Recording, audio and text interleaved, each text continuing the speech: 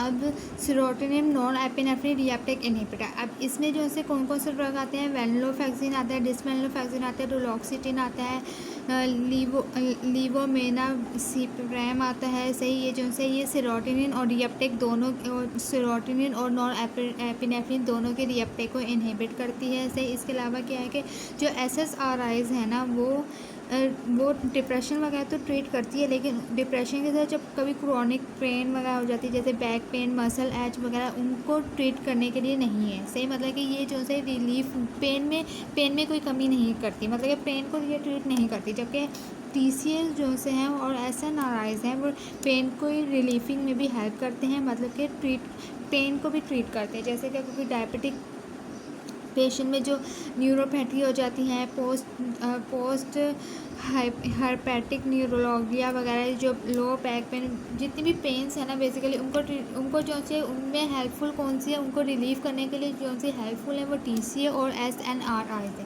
जबकि SSRI जो है वो पेन को रिलीव नहीं करते। ये जो है ये काफ़ी इंपॉर्टेंट है, ये डिफरेंस में याद रखना। ये BCQs पॉइंट है, BCQs में आते हैं, इसके सिनेरियो बेस बनते हैं कि एक पेशेंट है, उसमें पेन वगैरह भी, उसको जो सा है उसको डिप्रेशन वगैरह है, साथ में उसका एक्सीडेंट हो गया तो उसको पेन वगैरह। अब हम कौन सी जो सी है वो ड्रग्स देंगे, तो कौन सी देंगे, TCS देंगे और SNRIs देंगे। उसके अलावा अब जो है वेनलोफेक्सिन और डिसवेनलोफेक्सिन। अब वेनलोफेक्सिन क्या है, बेसिकली वो सेरोटोनिन के रीअपटेक को इनहिबिट कर देती है। हाई डोज पर, मीडियम से हाई डोज पर जो है नॉन एपिनेफ्रिन के रीअपटेक को भी इनहिबिट कर देती है। अब इसके एडवर्स इफेक्ट है nausea, headache, sexual dysfunction, diseases, insomnia, sedation, constipation. High dose पर जो है ये ब्लड प्रेशर इंक्रीज़ करता है और कार्डिक आउटपुट को भी इंक्रीज़ कर देता है। उसके बाद डुलोक्सिटीन है। डुलोक्सिटीन जो है वो नॉन एपिनेफ्रिन और सेरोटोनिन दोनों के रीअपटेक को इनहिबिट करता है। ये मेटाबोलाइज होता है लीवर में, तो जिन पेशेंट में लीवर डिसफंक्शन होता है उनमें हम जो है अवॉइड करते हैं, उनमें हम नहीं देते। उसके अलावा insomnia, dry mouth, constipation, sweating, sexual dysfunction वगैरह, ये जो है डिजीनेस वगैरह, इसके कॉमन एडवर्स इफेक्ट हैं। अब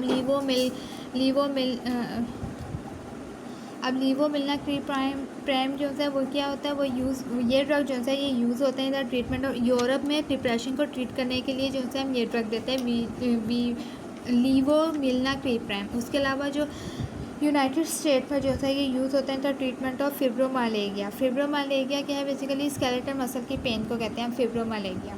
उसके अलावा एटिपिकल एंटी डिप्रेसेंट में कौन से आते हैं, इसमें जो है पुप्रोपाइन, नेफेजोडोन, मेट्राजोपाइन, लिवेजोडोन वगैरह, जितने भी ट्राजोडोन वगैरह जितने भी है ना, ये सारे जो है anti depressant, atypical anti depressant drug है। अब इसमें हम पहले करेंगे पुप्रोपाइन।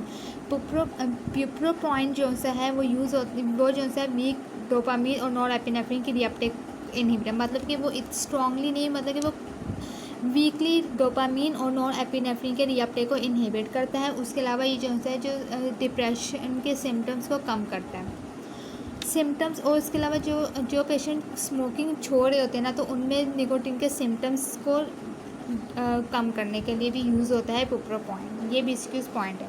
उसके अलावा इसमें साइड इफ़ेक्ट्स क्या है, dry mouth, sweating, nervousness, tremors, उसके अलावा सीजर्स वगैरह भी जो से होते हैं इसमें। उसके अलावा लो इंसिडेंस ऑफ सेक्सुअल डिसफंक्शन है। सही, अच्छा। अब जो पिप्रोपाइन है वो हम जिनमें सीजर्स का रिस्क हाई हो उनमें हम नहीं देते। उसके अलावा उन पेशेंट को जिनको ईटिंग प्रॉब्लम हो, जैसे कि बुलिमिया नर्वोसा, उन पेशेंट में हम पिप्रोपाइन नहीं देते, और उनमें जिनमें सीजर्स हों। अब मीटाजोपाइन जो है वो सेरोटोनिन और नॉन एपिनेफ्रिन रीअपटेक वो क्या। अब जो मर्टेजोपाइन जो है वो एंटेगनिस्ट के तौर पर एक्ट करता है और इन्हेंस करता है सेरोटोनिन और नॉन एपिनेफ्रिन के न्यूरोट्रांसमीटर्स को। ये जो है ये एंटेगनिस्ट करता है एट 5-HT2 रिसेप्टर्स पर एंटेगनिस्ट करता है। सही, मर्टेजोपाइन जो है वो एंटेगनिस्ट है, वो जो है इसे इन्हेंस कर देता है सेरोटोनिन और नॉन एपिनेफ्रिन के इफेक्ट को बाई एंटेगनिस्ट कहाँ करता है कि 5-HT2 रिसेप्टर पर एंटेगनिस्ट करता है। सही, उसके अलावा इसके फंक्शन एडवर्स इफेक्ट क्या है, सीडेशन, इंक्रीज एपेटाइट और वेट गेन। उसके बाद निफेज़ोडोन और ट्राज़ोडोन। निफेज़ोडोन और ट्राज़ोडोन जो है वो वीक इनहिबिटर है सेरोटोनिन रीअपटेक के। उसके अलावा ये जो है पोस्ट सिनैप्टिकली एंटेगनिस्ट करता है एट 5-HT2 रिसेप्टर्स पे। मर्टेज़ापाइन जो है वो 5-HT1T2 रिसेप्टर पर एंटेगनिस्ट करता है, जबकि निफेज़ोडोन ट्राज़ोडोन जो है वो वीक सेरोटोनिन के रीअपटेक को इनहिबिट करता है, मतलब कि वीकली जो है सेरोटोनिन के रीअपटेक को इनहिबिट करता है और एंटेगनिस्ट करता है एट 5-HT2 रिसेप्टर्स पर। उसके अलावा ये दोनों निफेज़ोडोन और ट्राज़ोडोन जो है इनके पास सिडेटिंग एक्टिविटी होती है। क्यों ये इनके पास सिडेटिंग एक्टिविटी होती है? क्योंकि ये हिस्टामीन के रिसेप्टर को H1 रिसेप्टर को ब्लॉक कर देता है और सिडेटिंग एक्टिविटी प्रोड्यूस करता है। उसके अलावा ट्राज़ोडोन जो है वो इंसोमिया के ट्रीटमेंट में भी देते हैं। उसके अलावा ट्राज़ोडोन से जो है प्रियाप्रेज़म भी कॉज हो सकता है। सही। उसके अलावा निफेज़ोडोन से जो है हाइपरटॉक्सिसिटी का रिस्क भी इंक्रीज़ हो सकता है। हाइपरटॉक्सिसिटी भी निफेज़ोडोन से हो सकती है। ये बेसिक पॉइंट है, इंपॉर्टेंट पूछते हैं। निफेज़ोडोन से क्या होता है? निफेज़ोडोन से हेपेटोटॉक्सिसिटी होती है, जबकि ट्राज़ोडोन जो है वो किसकी ट्रीटमेंट में, वो इंसोमिया की ट्रीटमेंट में भी यूज़ होता है। उसके अलावा विलाज़ोडोन जो है वो सेरोटोनिन रीअपटेक इनहिबिटर है, सेरोटोनिन की रीअपटेक को इनहिबिट करता है। उसके और पार्शियली एगोनिस्ट है, मतलब कि पार्शियली एंटेगनिस्ट और पार्शियली एगोनिस्ट है, और ये रिएक्ट करता है एट 5-HT1A रिसेप्टर पर। ये T1A रिसेप्टर पर एक्ट करता है। अब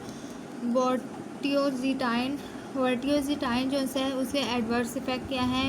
नोजिया करवाता है, कॉन्स्टिपेशन करवाता है, सेक्सुअल डिसफंक्शन करवाता है। उसके अलावा ये सेरोटोनिन की रीअपटेक को इनहिबिट करता है, एंटेगनिस्ट करता है एट 5-HT1A, 5-HT3 और 5-HT7 रिसेप्टर्स पर, और ये इनहिबिट कर देता है सेरोटोनिन की रीअपटेक को। ट्राईसाइक्लिक एंटी डिप्रेशन जो है वो इनहिबिट कर देते हैं सेरोटोनिन और नॉरएपिनेफ्रिन के रीअपटेक को। ट्राईसाइक्लिक एंटी डिप्रेशन में जो है एक इंक्लूड होता है टर्शरी अमाइन। टर्शरी अमाइंस में जो है इमिप्रापाइन आता है। उसके अलावा एमीट्रिप्टिलाइन आता है, कोलिमिप्रापाइन आता है, टॉक्सीपाइन आता है, ट्राईमिप्रामीन आते हैं। सही। ये जो है ये सारे टर्शरी अमाइंस की क्लासिफिकेशन में आते हैं, जबकि सेकेंडरी अमाइन में जो है डेसिप्रामीन आता है, नॉरट्रिप्टालीन आता है और प्रियोट्रिप्टिलीन आता है। ये सारे जो है टर्शरी एंटी डिप्रेशन है। लेकिन ऑस्ट्री वाइवा में पूछते हैं टर्शरी अमाइन में कौन कौन से ड्रग्स आते हैं और सेकेंडरी अमाइंस में कौन कौन से ड्रग्स आते हैं। उसके अलावा इसका मैकेनिज़्म ऑफ एक्शन क्या है कि ये इनहिबिट कर देती है अदर दूसरे रिसेप्टर्स को भी इनहिबिट करते हैं, दूसरा न्यूरोट्रांसमीटर के रीअपटेक को भी इनहिबिट कर देती है। सही। नॉरएपिनेफ्रिन और सेरोटोनिन के रीअपटेक को इनहिबिट कर देती है प्री सिनैप्टिक नर्व टर्मिनल में। सही। जबकि मेप्रोट्रिलीन और डेसिप्रामाइन जो है वो सिलेक्टिवली इनहिबिट करती है नॉरएपिनेफ्रिन के रीअपटेक को सिलेक्टिवली इनहिबिट करती है, ब्लॉक कर देती है दूसरे रिसेप्टर को, जैसे कि सीरोटोनर्जिक रिसेप्टर्स को, अल्फा एडिनर्जिक, हिस्टामिनिक और मस्कुलिनिक रिसेप्टर्स को भी ब्लॉक कर देती है। अब इसका एक्शन क्या है? ये इम्प्रूव करती है मूड को, और मूड एलिवेशन जो है इसकी स्लो है और 2 वीक से ज़्यादा का टाइम लेती है, लेकिन ये मूड एलिवेशन करती है। थेराप्यूटिक यूज जो है इसका काफ़ी इंपॉर्टेंट है, ये पूछते हैं थेराप्यूटिक यूज बेसिक ऑस्पी में। ये ट्रीट करती है मॉडरेट टू सीवियर डिप्रेशन को। उन पेशेंट में जिनमें पैनिक डिसऑर्डर्स होते हैं उनमें हम ट्राईसाइक्लिक एंटी डिप्रेसेंट देते हैं। उसके अलावा इमिप्रामाइन जो है वो हम यूज़ करते हैं एज एन अल्टरनेटिव, मतलब कि इमिप्रामाइन की जगह हम डेस्मोप्रेसिन भी दे सकते हैं। सही। उसके अल्टरनेटिव इमिप्रामाइन के अल्टरनेटिव हम डेस्मोप्रेसिन भी यूज़ करते हैं। उसके अलावा डेस्मोप्रेसिन जो है ये किससे यूज़ करते हैं? ये जो है in the treatment of bed wetting in children, जिन बच्चों में बेड वेटिंग की आदत होती है उनके ट्रीटमेंट में देते हैं हम। उसके बाद एमिट्रिप्टिलाइन जो है उन जिन माइग्रेन के हेडेक को प्रिवेंट करने के लिए देते हैं और क्रॉनिक पेन सिंड्रोम को ट्रीट करने के लिए देते हैं, जैसे कि न्यूरोपैथिक पेन वगैरह। उसके अलावा जो अनक्लियर पेन होती है ना, मतलब कि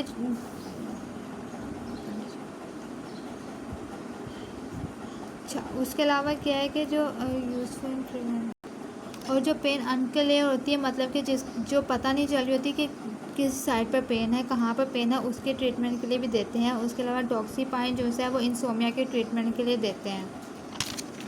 ये इसका फार्माकोकाइनेटिक्स क्या है, हेपेटिक माइक्रोसोमल सिस्टम से ये मेटाबोलाइज होता है, सही, और कंजुकेटेड होता है विद ग्लूरोनिक एसिड के साथ। TCA साइकिल जो है वो एक्सक्रीट होता है, हैज़ इनएक्टिव मेटाबोलाइज से, और किडनी के ज़रिए जो है एक्सक्रीट होता है। एडवर्स इफेक्ट इसके बहुत इंपॉर्टेंट है।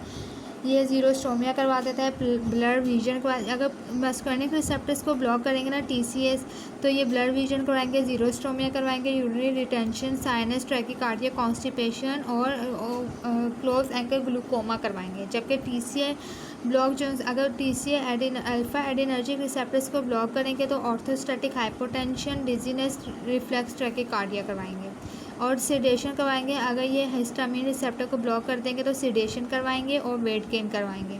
सेक्सुअल डिसफंक्शन होता है, लेकिन सेक्सुअल डिसफंक्शन भी जो है पेशेंट्स में होता है। इसके अलावा ये भी काफ़ी इंपॉर्टेंट है, ये याद कर लो या ये याद करो, अपनी मर्ज़ी है।